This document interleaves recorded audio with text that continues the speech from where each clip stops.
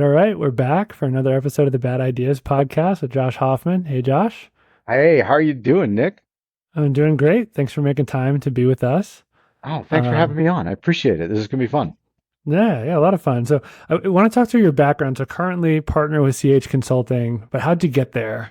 Oh gosh, long story. So lots of time in tech, lots of time failing as a salesperson, doing horrible things like boiler room sales of carpet cleaning, insurance door to door, selling copiers. I thought I was never going to make it in sales, and I give Dell great credit. They gave me a shot back in 1992, and have had this great opportunity to carry a bag, work inside sales, lead teams, go global, lived in China and India. Spent a lot of great years at companies like Avaya, Palo Alto Networks, Poly, Datto, and most recently at Netrix Global, leading a super large scale global MSP, MSSP. And it's been a wild ride. And now sitting here in CH Consulting with three partners, we have the opportunity to go help drive efficacy and operational expertise and go-to-market expertise. And we all have really different backgrounds. So it doesn't really matter what kind of company it is. There's probably one of us out there that's going to be able to help. And it's been a really fun journey. Thanks for asking. Yeah. No, I mean it's great to have people like you here. I think it's rare for folks to kind of see behind the curtain of some of these big organizations and meet the people that make them tick. We were talking about this right before the show that there's like so much pizzazz given to the idea that a lot of people forget that there's all these things that happen behind the idea that make it Yeah. work. Because we idolize. It's America. It's all kind of what do they call it? It's not tokenism. What is it? Totem? Is it called totems? Is that the word? I don't know if Maybe this is so, more. but I'm buying what you're selling here because it isn't really about the idea. And having led not only go-to-market teams but Yeah, RevOps and global operations, it is about the execution. You can have a really bad idea that works really well sometimes, or you if can you have a execute. great idea that just falls flat because nobody knows what they're Yeah, doing to get it off the ground. yeah, yeah. I'm totally still stumped on that word. But you're thinking about like business tycoons. You see Elon Musk and Mark Zuckerberg and Bill Gates, and you don't see the thousands of people behind them Yeah. that put that together. And like nobody writes about what those people do. So there's this whole like mysticism about business that just gets lost. So I'm hoping we can borrow from your experience and the bruises you've collected over your career in I evaluating hope a bad so. idea and share some of that. Hopefully, I can add a little value and a little humor into the conversation. For sure, for sure. So structure, we'll introduce our bad idea that we have not prepared for. So this will be truly authentic, which is the fun part. I'm Um, very much wishing that it's not one of my ideas. That was one of my big fears. yeah, fingers crossed. Fingers crossed. So we'll make fun of it, especially if it's your bad idea. And then I think when we run out of bad stuff to say, we'll try to turn it into something good. Does that sound good for you? That sounds outstanding. I'm looking forward to it. All right, fingers crossed. Let's see what we have for today. So our bad idea is a virtual reality jury duty. Or sorry, virtual reality jury duty. So perform your civic duty from the comfort of your home. Participants can join a VR courtroom and interact with virtual attorneys and help deliver a verdict. Oh That's my God. mind boggling. Now, are these attorneys going to be real people or are they going to be AI generated? That's the only thing that's coming to my mind. Yeah. Like, who are you actually working with here? And this is And how do you unbelievable. know? Right? Yeah. How do you know? Or So is it a someone, cat on screen as an attorney, which we've seen in our COVID world? yeah, you switch on your avatar while you're doing Yeah. jury duty and like go watch a movie instead. Yeah, there's some issues with this one. And there was a Supreme Court case, what, last year, right? Where a lawyer was trying to use a robot to like try his case. Did you read about that? No, but that sounds horrifying. I can't even imagine what the justices thought of this idea. Yeah. Well, I'm sure they were horrified too. Yeah. I mean, the other one was, what's his name? Mark Cohen, the Trump guy, Yeah. got in trouble for using AI to write briefs and it was making up laws. And his team wasn't reviewing the work. Uh, Oh Crazy boy. stuff. people have gone too far with this idea. You don't know what it's going to spit out sometimes. And good gosh, if you're not editing or reading it, um, but I sort of am enamored with this idea of VR jury duty. It would probably make all of our lives a little bit easier, but the concept of trying to for the lawyers to sell to a jury who's not in the room, or to try and present data or exhibits like, here, the jury wants to touch something, here, let's pass the gun around. That doesn't really work very well in a VR world. So, Yeah, yeah, it's kind of detached. Plus the security implications, right? And someone taps into your feed and starts watching, I, could be an issue.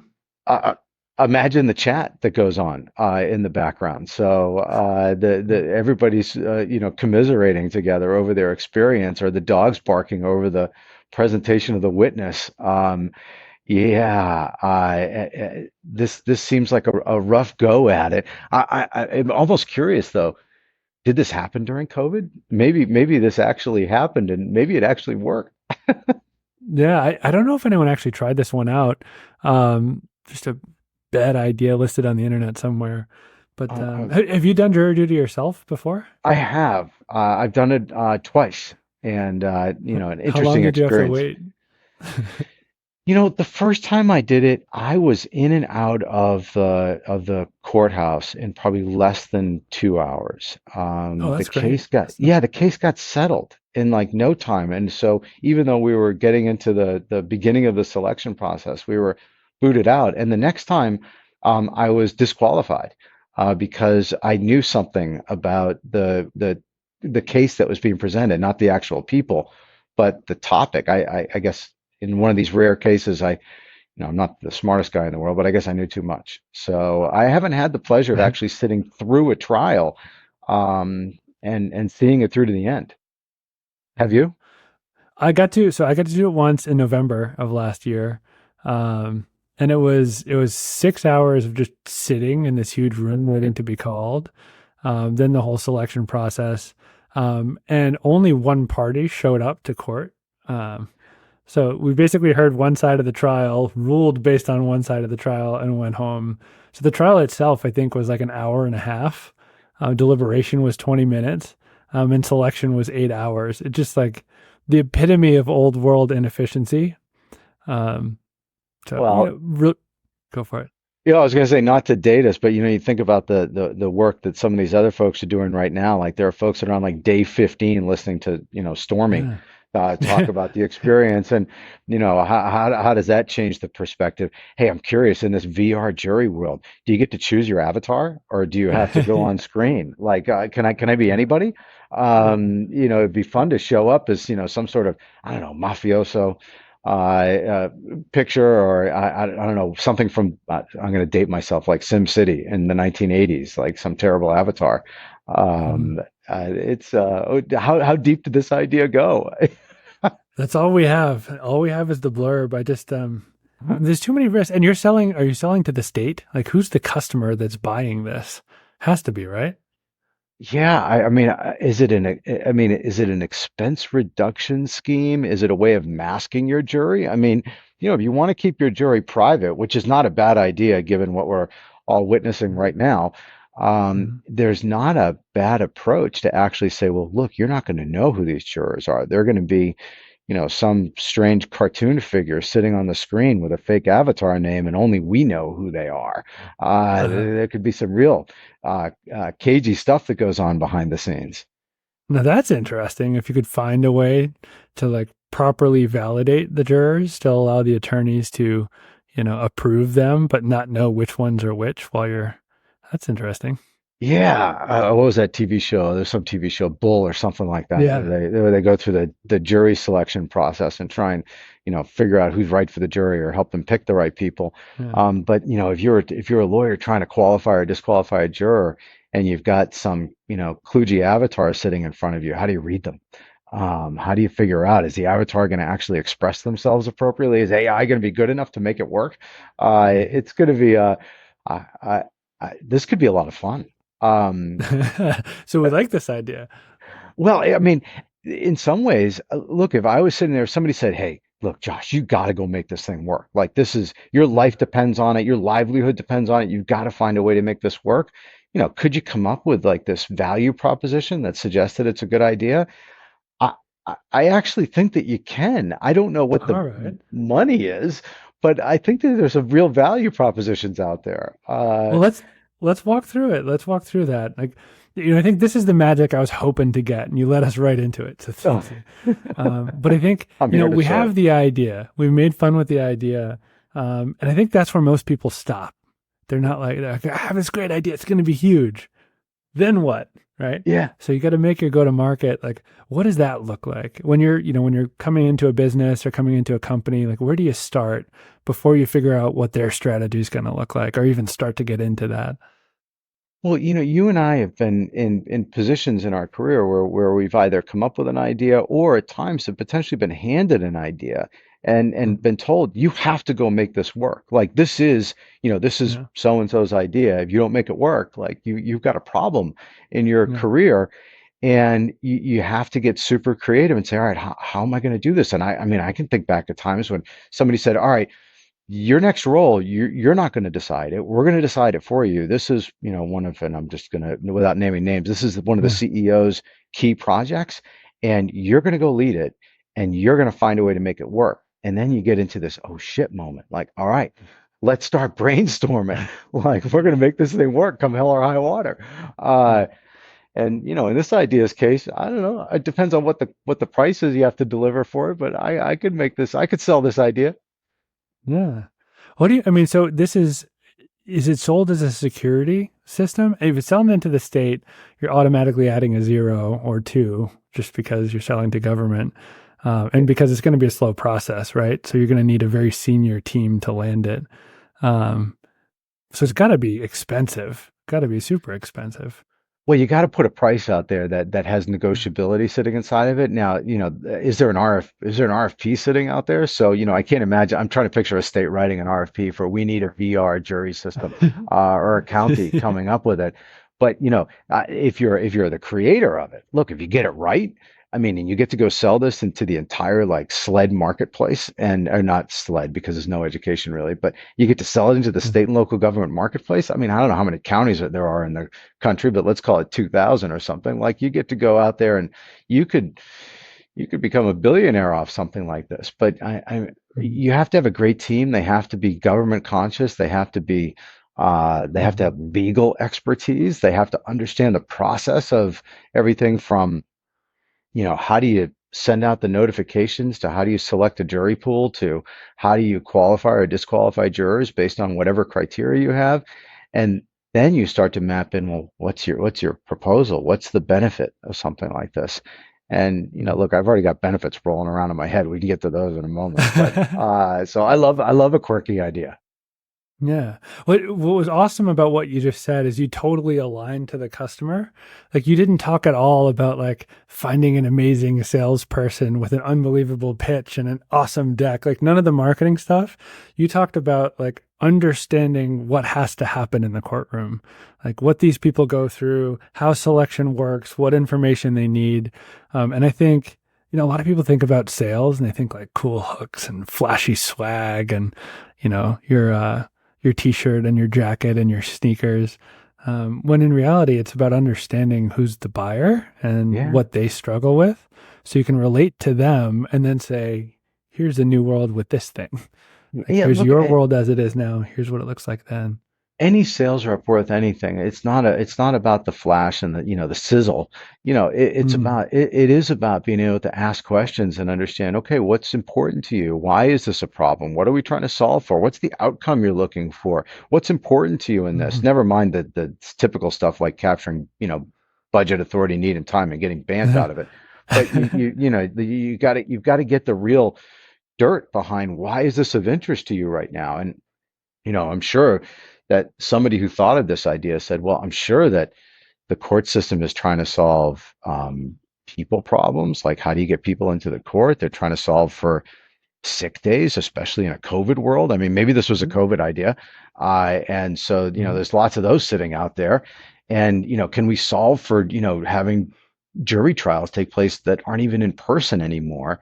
and make this easier. Maybe more people will accept jury duty. Maybe it'll be easier to move people from case to case when all you got to do is switch the Zoom room. Like you can go do 5 cases in a day. We'll just bounce you around. Um, Yeah. there's all kinds of reasons to say that something like this could work. Um, I don't know. I kind of like the idea. I'm back to my All right. I'm back to the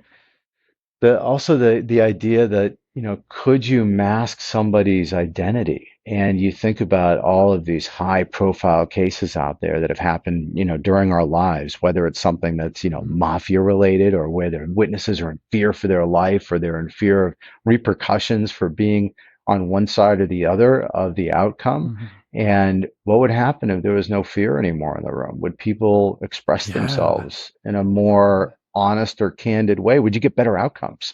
Um, Hmm. but most governments, they're trying to either save money or drive effectiveness. Not that they're Yeah. necessarily always great at it, but they're certainly trying to do something like that. Um, Yeah. what would you do? What No, do you think? What do you think about the benefits of doing something like this? I'm just kind of trying to keep up with you. Like the ideas are flying so fast. I'm like, there's a lot of positives here. This isn't as silly as I thought. Because my first reaction was just a bunch of people with cat avatars on their face. I'm just like, Yeah. that's not serious. It's going to make a mockery of the court. But, then in the background, I think they're currently trying certain cases over Zoom. I think that exists. So this isn't that Yeah. removed. No, it's not crazy, right? And Yeah. I'm reasonably sure that if we looked it up and said, what happened during COVID, you would find that. And to your point about having the cat avatar, that's certainly a COVID case where the lawyer was presenting it, couldn't figure out how to switch the cat off the screen. So you got to know how to use your Yeah. technology. But if I'm a juror, am I going to sit down? I'm going to create the best avatar I can. I'm going to make sure that I'm as cool as Sim as possible on the screen. But it does give me the Yeah. ability to have dialogue in a more open and honest way. But I don't necessarily think that's the benefit that you'd be selling to a government institution. It's nice, but I'm sure they want the right outcome, the best outcome possible. But they're looking to save money, make things easier, lessen cost. Don't build as many courtrooms. Don't fill up the parking Yeah. lot. I don't know what there's a whole host of things that they could solve with something like Well, this. they can't stop building the courtrooms because then union support goes sideways and votes don't come in. But Oh, that's true. maybe they can There'd be be an really anti clean. there'd be an anti VR jury lobby out there. There'd Yeah. be some high paid lobbyist rolling around state government saying, "I'm against VR and let me take you to dinner and show you why." Um, Yep. Very expensive dinner, and show you why. No, I like the witness protection angle. I didn't think of that. Because are you following any of the Boeing stuff that's been going on the last couple months? Oh yeah, absolutely. I mean, it's hard not to follow between if you look at just the hard cold facts that they're having a problem right now, or you take a look at Yeah. the conspiracy theories out there about, oh my gosh, did the whistleblower get killed? I mean, there's crazy Two of stuff that, them. yeah, two of Two them, of right? them. Like, is this coincidence or is it, are we celebrating? So I like that. There's these, uh, the conspiracy theories sitting out there are immense. So Yeah. it's fascinating to follow. I'm I'm probably just yeah. the odds, just the mathematical odds that you'd have two dudes in their 40s both die within like 50 days of each other that happen to be coming out against the same conglomerate, I think as well. Not that I subscribe to conspiracy theories or anything, but it's just that's like the lowest death per capita age group in the country. So it's just odd. Um, but do you imagine if you could testify through VR and they wouldn't know who you were, Yeah. and the legal system could really properly protect you, what else would we know? Because what's crazy, particularly about that case, outside of conspiracy theory, is like a plane ran off the runway yesterday. I was reading the headline this morning, and 11 people got hurt. Like you probably saw the video of that plane that landed with the engine compartment peeling off. Oh, I haven't even seen So the one like from yesterday, so forgive me. I guess I need to catch up. it's just Uh, crazy. Like all this stuff is happening at the same time. So clearly there's an execution failure. Like that's real. But the people speaking out about it are disappearing, which is also real. Yeah, and it sort of makes me think about, again, dating myself a little bit. It makes me think about, the old, 60 Minutes videos where, they Yeah. have the, sort of black room and they take the person's voice and they make it sound like this so you can't, tell who it is. Yeah. And there is this need in so many cases. I've been, blessed with a lot of smart family members, and a lot of them were lawyers actually. And I think about, my dad back in the early 70s trying mafia cases. And, that was literally part of what he did. He was an ADA in Massachusetts when I was growing up. And, how would things have changed if the witnesses felt that they had freedom to really have open dialogue without this this fear that was Mhm. embedded. And the killings of witnesses, that's not something that's it's not a hypothetical. Yeah. Whether you're talking about Boeing or talking about, I don't know, I Mafia. forget who the Teflon Don was, but Gotti. So whether Yeah. you're talking about that, there's all kinds of reasons to say that this could work well. But again, if I'm selling this idea, I'm selling I'm asking the questions first and figuring out why they want something like this. But the value proposition is probably money. It may be something where the judges want something that's a different approach that gives them an easier swipe at how do I manage a jury. Or maybe the Hmm. lawyers are clamoring for it. Maybe there's some legal lobby out there that would say, oh man, if I could do jury selection online and not have to focus on this, the defense would probably hate it, the prosecution would probably love it. There's all kinds of ways to sell something like this, but expense, I mean, who knows what expense could be for something like this? You could, again, you get to charge the government. Could be a fortune. Hmm. I Yeah. don't know.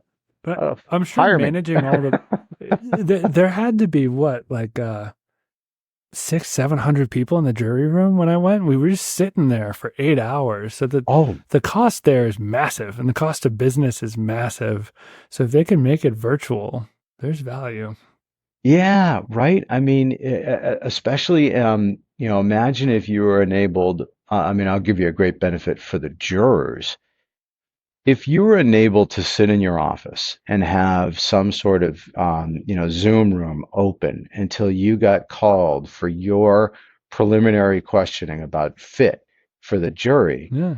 then your risk just went down, your expense just went down, the cost for the government just went down. They don't have to pay you for the time that you're actually on the stand answering Mhm. questions. So I know they don't pay much, but still, there's a savings behind it. If you could limit yourself from I only have to do my 20 minutes today, from I have to sit in a room with 700 people and wait till my number's called, like I'm sitting at some, Yeah. bad deli, saying, "Oh God, 420 people are away." Uh, there's this opportunity that's sitting out there that I don't know. I'm in. Like, I don't know if I want to be feet on the street selling this product, but could you operationalize the idea? I say, Yeah. yeah.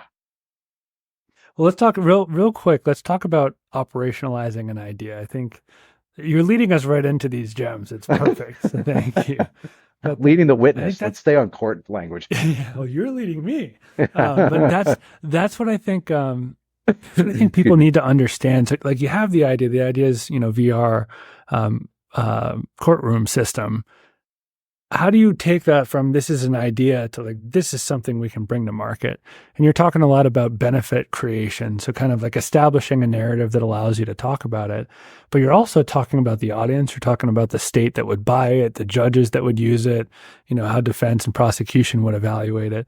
Like you're building all these pieces. Walk us through how you think about the pieces that form together your plan that give you something you can put a team on and have some level of confidence is going to work. Yeah, I mean, look, the first thing is it goes back to questioning the potential buyers and understanding, Yeah. what's your real benefit behind this? What's the outcome you're trying to drive? What's the need that you have? What's the problem you're trying to solve? Whatever the right approach is, and usually it's all of those things to uncover what am I really trying to create here? Because you're trying to get to some sort of MVP, right? You need to have something that you can share and say, all right, we actually have something that solves your problems. And let me show you how this technology is going to work. Let me show you why it's going to solve those problems, save you the money, whatever it might be.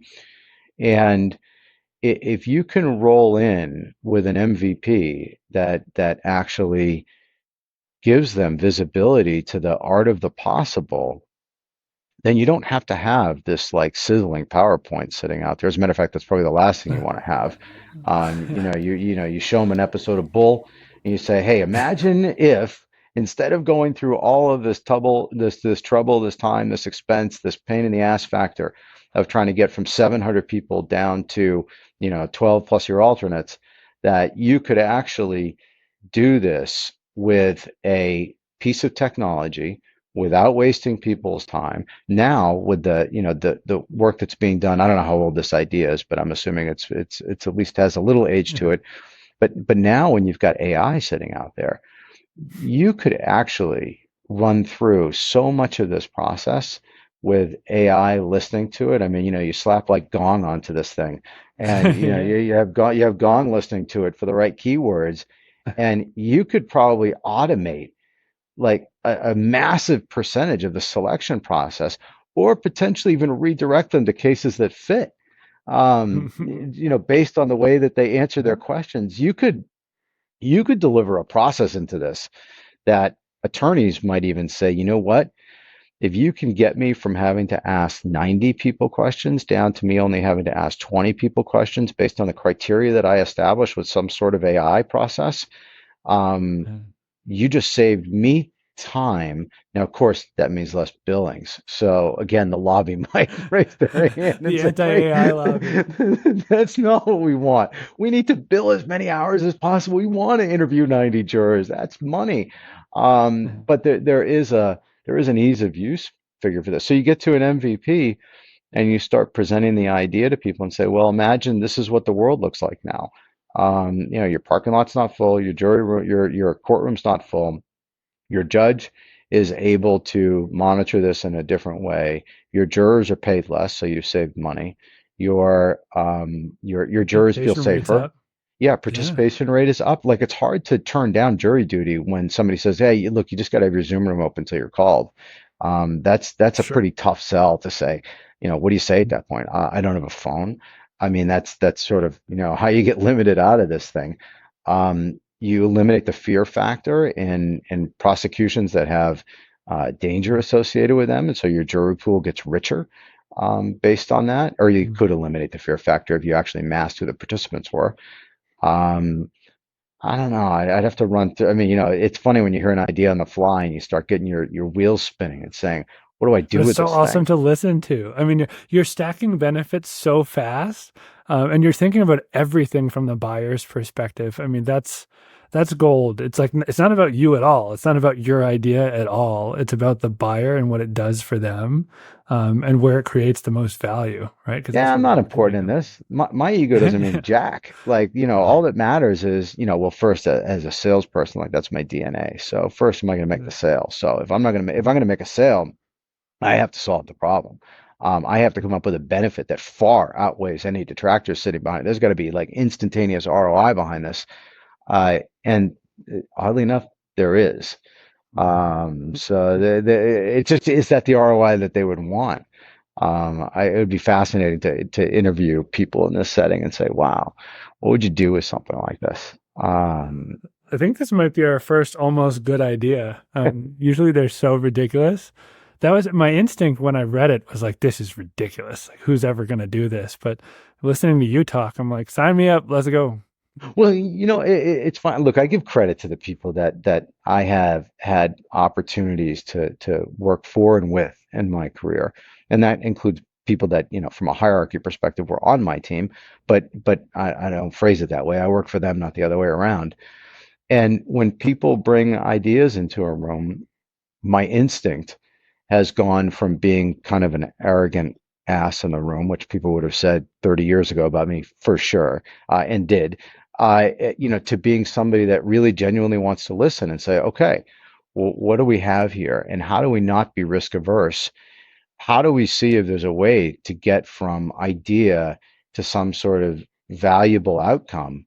And the answer is not always yes. I mean, of course, there's a lot of things you have to say, well, look, that's just not going to work. It's not viable. There's no ROI. There's no Mm. time. There's no budget, whatever the answer might be.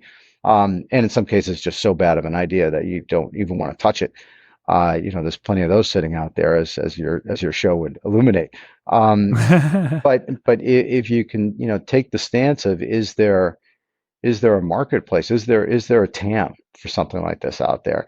Like the TAM that is enormous. Like this is there's probably a $1 billion plus market sitting out there. That's an easy $1 billion.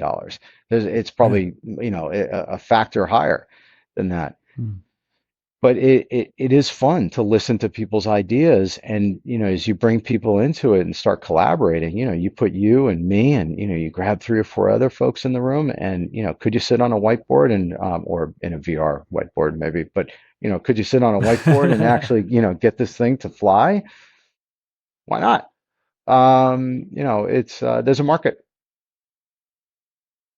Yeah. Yeah, that's my favorite part of this whole process. I think it's not so much the ideation as much as it's fun to talk about.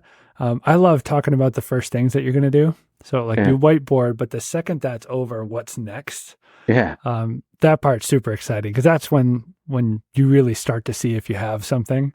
Like you go out, you have a couple conversations and say, "Hey, if I did this, would it be interesting to people like you?" Those are like my favorite conversations out there, and I feel like that's almost a lost art. There's so much VC money; people can go straight to building their thing before they even know what the market thinks about it. Um, Yeah. and that's where the idea obsession comes from. Well, when you start, so one of the things that I have done, at the very least over the last couple of decades, is I have helped create, or at least participated in advisory boards. And those could be prospect advisory boards, it could be customer, it could be partner if it's some sort of channel-led effort, Hmm. and created rooms of people that are willing to listen to ideation and talk openly amongst each other. So that's one of the agreements that they have to have, is that they're willing to share their opinions, even though they might be sitting in the room with a competitor, or they might be sitting in the room with, somebody that they're in the same space with. And when you start to layer ideas into rooms like that, you get feedback that's meaningful, and you start to say, okay, maybe this is something that's relevant, maybe it's not, and you get to poke. And being a sales guy at heart, I am willing to poke, and of course I do it respectfully, but I want to keep asking questions. I don't want to be the one talking. I want to be the one listening, and the only way to get that to happen is to create an environment where people are willing to talk about these things. And if you created a customer advisor or prospect advisory board in this case, and you brought in, three judges, six lawyers, three ex high profile witnesses, and a handful of other, I don't know, clerk of the courts. I don't know. There's all kinds of folks that you could bring in and say, what would you do with something like this? What are the benefits that you get out of it? You get to hone in and say, well, here's my value proposition. And that makes your MVP that much better. It makes it something that people would say, I get it. It becomes not as tough a sell. Yeah. That's magic. I've heard of advisory boards. I've definitely been part of those. I've never heard of prospect advisory boards. So that's going to be our nugget from this show. Here's a new thing straight It, from Josh to you to yeah, make a well, prospect advisory board. I've done it a couple times where I've asked people that weren't buying from us, or weren't doing business with us, because I've done it both on the actual client prospect side and on the channel prospect side, to Mm. participate and say, look, I know you're not part of our financial ecosystem now, but I still care about what you think. You're still important. And I think that your opinion's of value. Would you be willing to come join? And if you're able to guide us into a place that, maybe you do want to do business with us, then great. If not, that's okay too. I'm still Mm. willing to put you on a plane or take you to get you to dinner. Usually, in these advisory boards, it's not just, you know, go to a Motel 6 and sit in a conference room. You're Well, it's trying just to put VR, them in. right? Yeah. You put on your Well, headset, yeah, in this case, yeah, that's right. Here's our send your VR, kit. here's our VR prospect advisory board. Um, usually there's something that allows you to do that. And in other cases, I put customers and prospects together or, current channel partners and future potential channel partners together. And, there's benefit behind that. And so I don't want to suggest that it's all altruistic. As a salesperson, I'm trying to find ways to help people see why we're the right solution, why we're the right partner to Mhm. work with, or why we're the right product to use. But great ideas come out of that. And I don't mind when the contention happens, when people start, saying, well, here's why I do it, or here's why I don't, or, here's a problem with them. Go ahead, raise it. Like that only helps me in the future. I get better. We get better. We find better opportunities because of things like that. So yeah, I would advocate to anybody out there that the more you could ask people questions about what's a value or not, how do you go wrong in something like Why that? not? That's the value. That's the nugget. Yeah. All right. Well, we think this is a good idea then. So your final verdict is that this is not a bad idea. I haven't talked to potential customers to know that it's a good idea, but here's what I'm going to say unequivocally. Sure. It's not a bad idea. There is a potential market for something out there like this. And if somebody said, Mm. Josh, you've got to go make this work. This is what your next, X number of months. This is what your livelihood. This is, your family's going to eat because of this or not. Um, yeah, I'd make it work. All right.